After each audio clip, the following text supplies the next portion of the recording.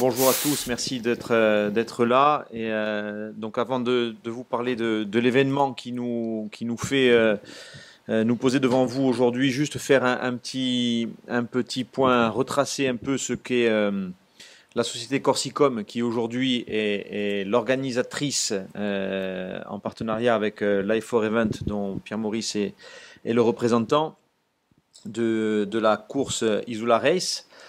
Corsicom, on avait lors de notre reprise du club, vous vous souvenez qu'on avait dit qu'on essaierait de pouvoir créer des choses qui viendraient venir en soutien financier du club, du Sporting Club de Bastia, puisque c'est quand même le point de départ de toute cette aventure. On a créé donc cette filiale à 100% de la société coopérative qui est la SAS Corsicom, qui est une société régie publicitaire, communication, qui se veut être une société vraiment indépendante et autonome d'un point de vue financier. Et Corsicom doit être le créateur d'événements sportifs. Et Corsicom doit générer des revenus qui doivent venir alimenter la société coopérative d'intérêt collectif du Sporting Club de Bastia. Et dans cette continuité donc, on est aujourd'hui sur le premier événement sportif donc que crée Corsicom, je le disais, en partenariat avec Life for Event, qui est une exhibition de cyclisme avec la participation de Julien Alaphilippe. Et là, Pierre-Maurice vous en dira là aussi un peu plus. Ça se déroulera les 23 et 24 octobre, avec quand même précédemment quelque chose qui nous tient à cœur et qui fait partie du rôle qu'on souhaite faire jouer au Sporting Club de Bastia aussi en tant qu'organisateur. C'est un rôle éducatif et pédagogique. Il y aura l'organisation sur 15 jours, fin septembre, d'un éduc-tour, c'est-à-dire que il y aura une tournée qui sera faite dans différentes communes pour pouvoir éduquer et faire participer les enfants à l'éducation de ce qu'est le cyclisme, comment ça doit se pratiquer, enfin voilà, et toutes les choses qui vont avec. Et là aussi, je pense que Pierre-Maurice nous en dira certainement un peu plus sur les détails. Voilà.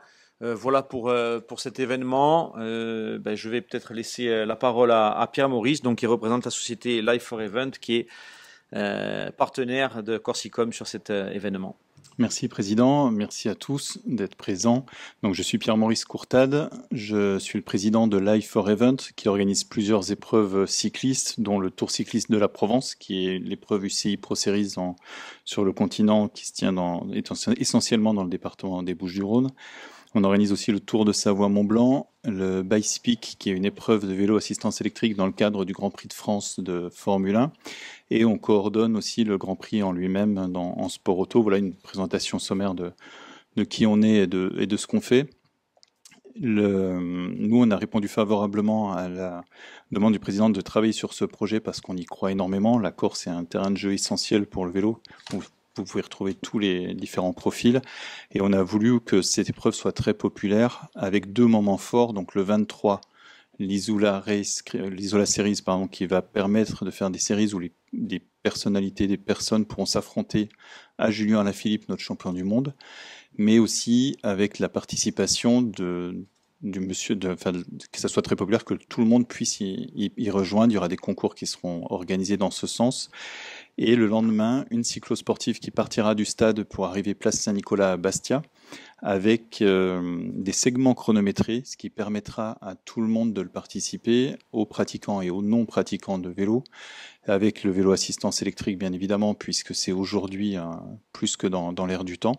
Et il y aura deux segments qui seront chronométrés, qui sont Teguim et la montée de Louri, et qui permettra entre les deux de profiter de la richesse du territoire, que ce soit les bons produits locaux que vous possédez. Et comme le disait le président, en amont, pendant 15 jours, une tournée, un éduc-tour qui va permettre à tous les enfants d'avoir une nouvelle approche du cyclisme, leur apprendre la pratique du vélo, la sécurité en vélo, parce qu'on sait que c'est un élément qui est très très important. Et je remercie le président du comité corse d'être présent, parce qu'on souhaite participer avec eux, avec leur volonté à ce projet global. Voilà. Donc, je ne sais pas si vous avez peut-être aussi déjà des questions.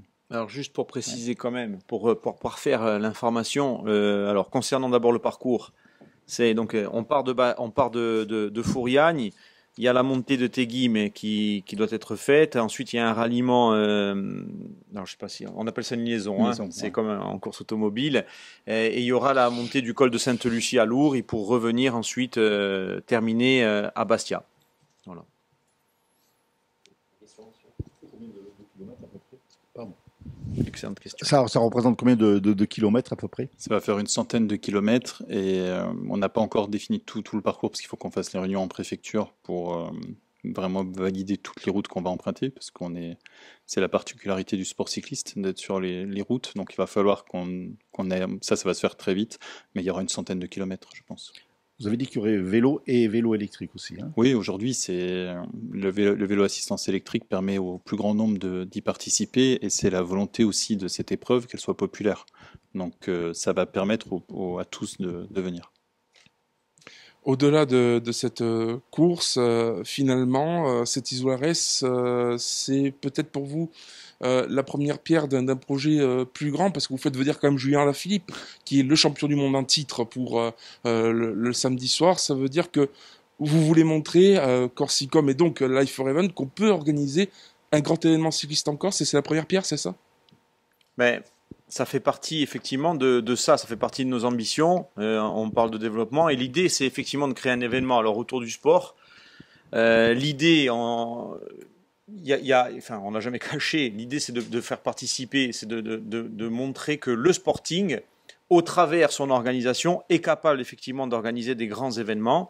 Et c'est le principe, et c'est le but, et on espère que par la suite, si cet événement trouve l'écho que l'on souhaite, on espère en organiser d'autres et effectivement faire des choses dans ce sens-là.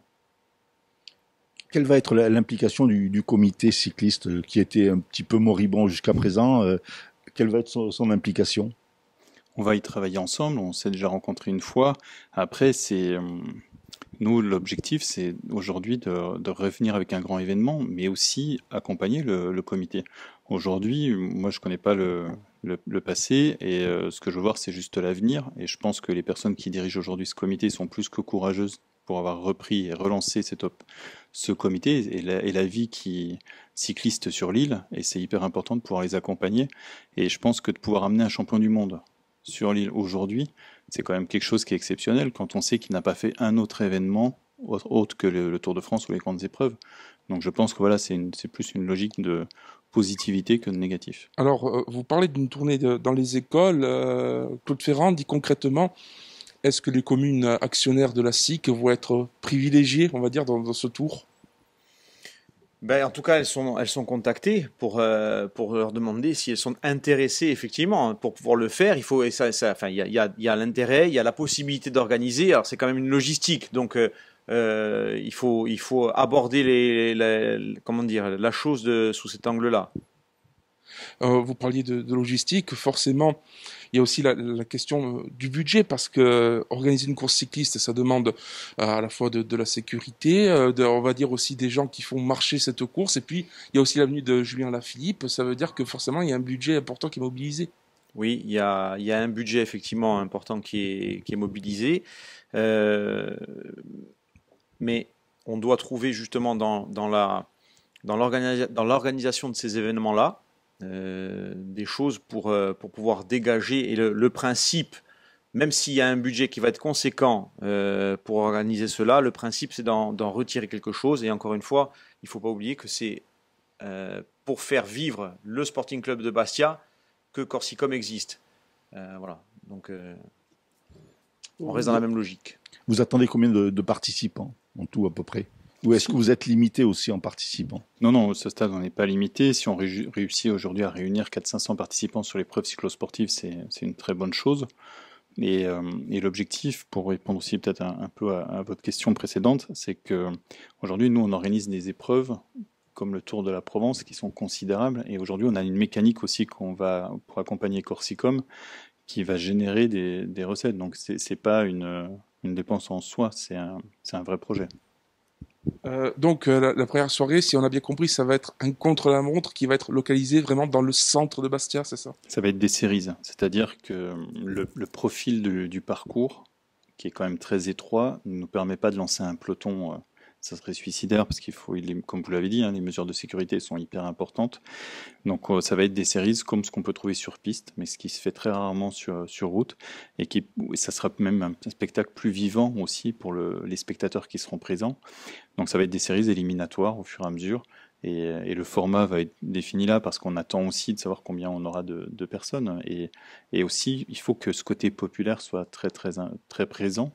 Parce que c'est pas de faire simplement un critérium élitiste, il faut qu'il y ait ce côté populaire, et en fonction de l'adhésion, on pourra aménager l'agenda de la soirée. Mais côté populaire, donc, puisque ce samedi va être ouvert, y compris aux non-licenciés, est-ce que vous vous inscrivez dans une démarche peut-être conviviale, sans aller jusque-là, des fameuses courses de caisse à savon de Red Bull, par exemple? Est-ce qu'on pourrait voir, par exemple, peut-être des cyclistes un peu déguisés? Est-ce que c'est aussi un peu quelque chose qui pourrait rentrer dans le domaine de ce samedi? On n'avait pas prévu ce genre de choses-là, mais après, s'il y en a qui veulent courir déguisés, pourquoi pas, hein, c'est pas interdit. Hein. C'est pas interdit.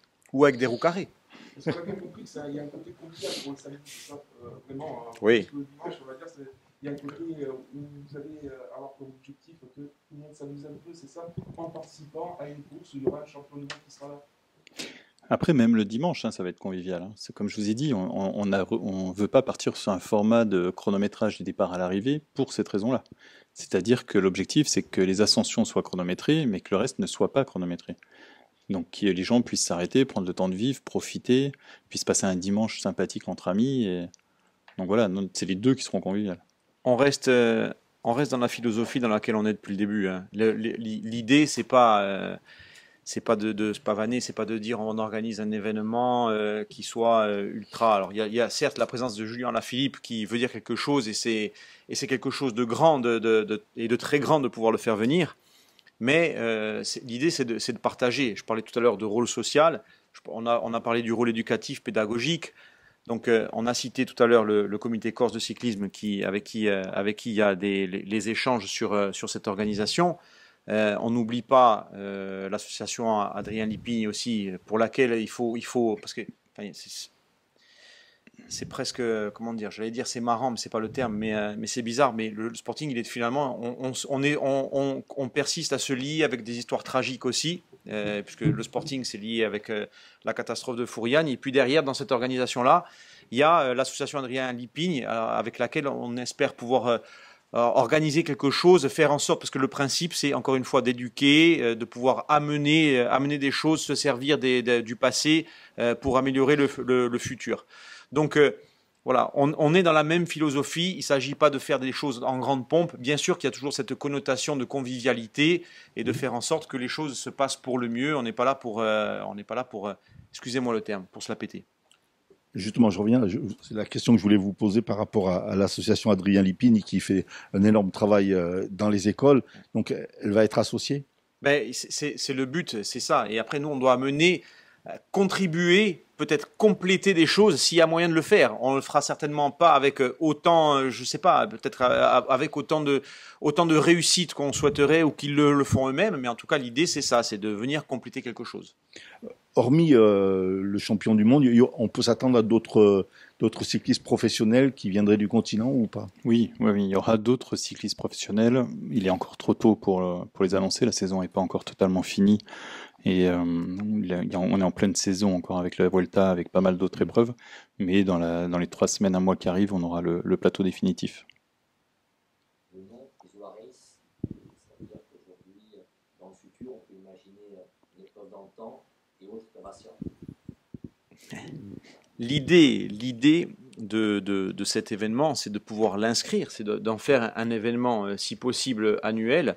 Alors, on est sur le début de cette collaboration, on est sur le début de cet événement, et on espère qu'il prendra et faire en sorte que ça puisse alors en amener d'autres, que ce soit sur ce sport-là ou sur d'autres. Mais effectivement, l'Isola Race, si on a pris le temps de pouvoir réfléchir et de le faire de cette manière-là, c'est qu'on compte le pérenniser. Ouais.